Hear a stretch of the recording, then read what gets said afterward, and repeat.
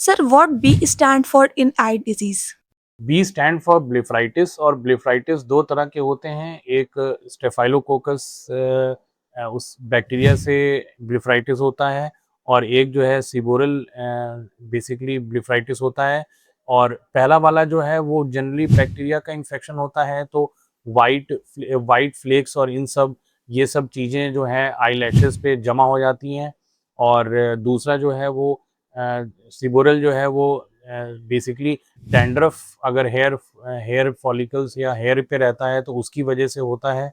तो दोनों ही चीज़ों को हम क्लासिफाई कर लेते हैं और देखते हैं पेशेंट को किस तरह का प्रॉब्लम है।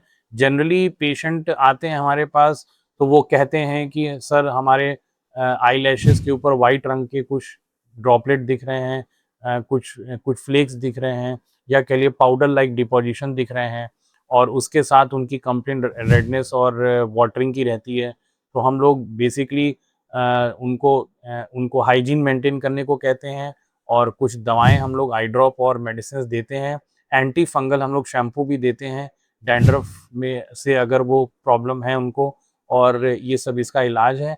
बेसिकली हम लोग एक एक बहुत क्लासिकल ट्रीटमेंट भी करते हैं, जिसमें हम लोग सोडियम बाइकार्बोनेट 3% जो है, उसका हम लोग आँख के ऊपर उससे वार्म कंप्रेशन करवाते हैं, तो उससे बड़ा फ़र्क पड़ता है।